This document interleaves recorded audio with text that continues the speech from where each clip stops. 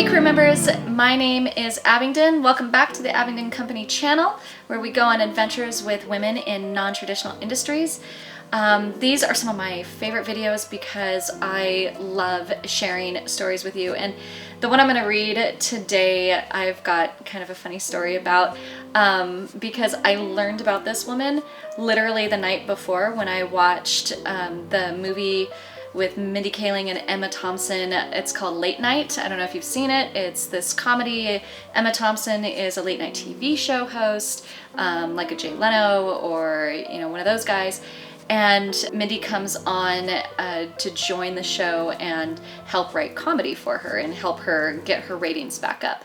And her boss, not Mindy, but Emma Thompson's character's boss, is yelling at her for not having, at the time, famous influencers and just kind of the superficial guests on her show that are really famous for no other reason other than maybe being beautiful or being idiots or whatever they're doing. And Emma Thompson is like, no, we need to have really strong people and all these amazing individuals, and they mention the person I'm going to read today. So the crazy thing is I watched this movie, and it was the next morning when I was reading this book, because as you know, I read this book every morning when I have my cup of tea, and I'm like, they just mentioned her in the movie. So if you haven't seen the movie, definitely got to watch the movie, and if you don't have this book, definitely got to get this book. And there is a link down below about where to get this book, Women's Work. It's a collection of vignettes of different women that are in non-traditional industries, and it's super, super motivational. It's really, really fun. They're very short stories. They don't take a lot of time. I read a different one every morning. And today I'm going to read about the famous presidential historian, Doris Kearns Goodwin. My name is Doris Kearns Goodwin, and I am a presidential historian. My love of history began when I was a young girl. My mother suffered from rheumatic fever as a child, which left her with a damaged heart. She had only an 8th grade education, but she loved reading. She would read to me every night. I would go to the library and get passes for the adult reading room to bring books home for her to read. The only thing that I loved more than listening to her read me stories was listening to stories about her childhood. I became obsessed with storytelling. I would say to her, "Mom, tell me a story about when you were young," so I could think of her as a young girl again, running up the steps or jumping rope, which she could no longer do. I never realized how peculiar it was until I had my own 3 sons, who never once have said to me, "Mom, tell me a story about you when you were young." I think I just became interested in the stories of history because it was a way of bringing me back to a time before my mother became ill. She died when I was 15. Those stories that she told me have become, in some ways, the anchor of my life. At the same time, my father loved baseball. He taught me that mysterious art of keeping score while listening to games, so I could record for him the history of that afternoon's Brooklyn Dodgers game. When he'd come home from work, I, with my miniature symbols, could tell him everything that happened in the game. It made me feel that there was something magic about history to have kept my father's attention during the hours it took to tell the story, from beginning to middle to end. I think of myself as a storyteller who happens to focus on presidential history and leadership. People remember stories more than facts and figures. When you tell a story, it takes on a life. It illustrates something, and then people can tell it to someone else. In the old days of sitting around a fire, one generation would tell a story of the people who lived before them, and even before the written word. That's how memories became preserved. And like many people, I was also influenced by a great teacher who loved history. Miss Austin at Southside High School in Rockville Center, Long Island. I remember that when she talked about Franklin Roosevelt's death, she was almost crying. I thought, oh my God, a teacher is feeling that emotional about a person who's not alive. Through her storytelling, she brought him to life.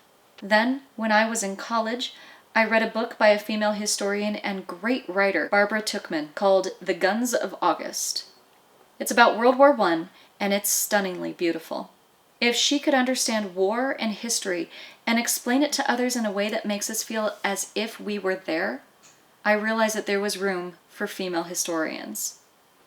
As a young woman, she made a big impact on me. And much later in life, when I met her, I was so excited to tell her how much her work really mattered to me. When I was 24 and in grad school at Harvard, I was selected as a White House Fellow, a wonderful program that still exists today.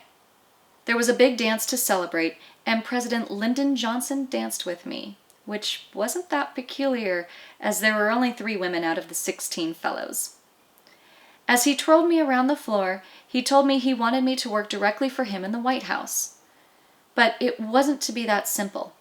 In the months leading up to my selection, I'd been active in the anti-Vietnam War movement and had written an article with a friend of mine that we'd sent to the New Republic. Having heard nothing, it was suddenly published a few days after the dance. It was entitled, "How to Remove LBJ in 1968. Yet he said, "Oh, bring her down here for a year, and if I can't win her over, then no one can." I did end up working for him in the White House, and then accompanying him to his ranch to help him on his memoirs in the last years of his life. That's how I became a presidential historian. My first book was about him. I then wanted to write about another president, and I chose John F. Kennedy. Then there was Franklin Roosevelt, Abraham Lincoln, Theodore Roosevelt, and William Howard Taft. I wake up with them in the morning and think about them when I go to sleep at night, all the while learning from them, on personal as well as political levels. I never imagined myself becoming a presidential historian. I knew I loved history, and I knew I loved storytelling, but my direction came from working with LBJ, an experience that changed my life. Had I known him at the height of his power, he could never have spent so much time talking with me. But hour after hour, day after day, listening to his stories, I developed a great understanding of him and had empathy for him in the end. For 5 decades now, I have been living with dead presidents. There's something about the perspective of being thrown back into another time where you feel like there are layers of life that are coming alive. Writing about the past has allowed me to live through the Civil War, the Great Depression, World War II, and the turn of the 20th century.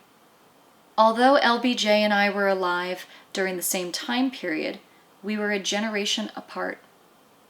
Today, I'd have a much harder time writing about a current president. I appreciate the significance that comes with the perspective time offers, plus I need diaries and letters, a little different than emails and texts. The perspective of time also allows us to feel we're part of a continuum, that we know what people experienced and thought during the Civil War, for example. I think it is so important today to realize that although we feel like we're living in such a difficult time, and we are, looking at history gives us a certain sense of solace. We can look back on these times like the Civil War, the Great Depression, World War II, and the civil rights struggles, and know that we got through those times as a country, that people got through it, and their circumstances were more difficult, perhaps, even than what we're living through now. We can have hope that we'll come through this too. I also find hope today in the rise of women studying history. When I meet young women, there's nothing that matters more to me than when they tell me they loved what I wrote and it made them want to study history. I think one of the reasons women may not be going into the field of presidential history right now is that our presidential field is male-dominated. There are so many burgeoning fields of history, the studies of the rights of women, LGBTQ communities, and immigrants, to name just a few. Women are growing those fields of study, and I hope that more and more women will also study our presidents, especially as we have female presidents in the future. Even so, when I'm writing about a president, I'm really not just writing about a male. They have wives, families, colleagues, and friends. They too have lives that are much broader than just a male perspective, and the lessons we can learn from them are universal. It's why the wives are a huge part of what I write about. In the presidential biographies of the 19th century, sometimes there would be no mention of the wife, except maybe Mrs. Harrison, or Mrs. Somebody in the index, because historians didn't think these women mattered much. But each one of these presidents could not have done the job without a team around them, both when they became leaders and beforehand. People who encouraged them along the way, who supported them. Family, friends, teachers, mentors, and colleagues. I am as interested in their path and journey to get to the White House as I am in what they did when they were actually there. When I first went to graduate school, there was a problem in that not very many women would finish their PhDs, as we were pointedly told by the men who headed the department. It's impossible to imagine such a conversation today. Leadership saying to young women that the chances statistically that they'll finish are not great because they'll get married and have children. You couldn't imagine this today, right? As a presidential historian, my colleagues are mostly men, but we're buddies. I guess growing up loving sports, loving baseball, I've always had male friends. I never have felt that sense of being an outsider. Of course, it would be more fun if there were more women. Sometimes when I look at young women who are studying history, I think that if I were 50 years younger, how great it would be to have them as my colleagues.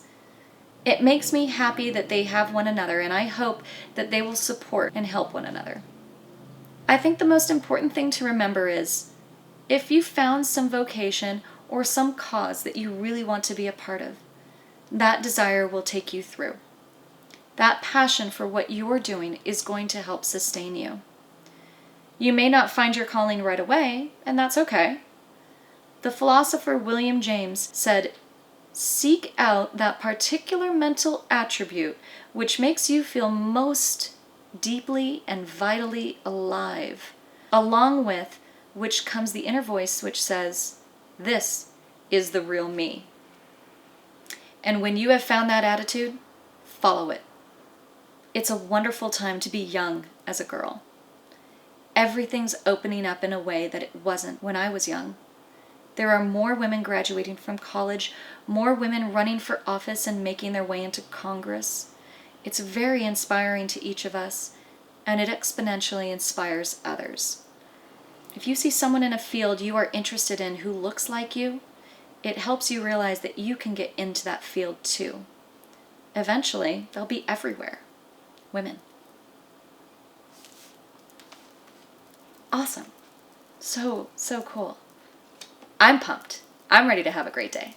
I hope you are too. I hope you enjoyed this. Thank you so much for reading along with me, and we will see you on another episode, and I will read you another story. Bye.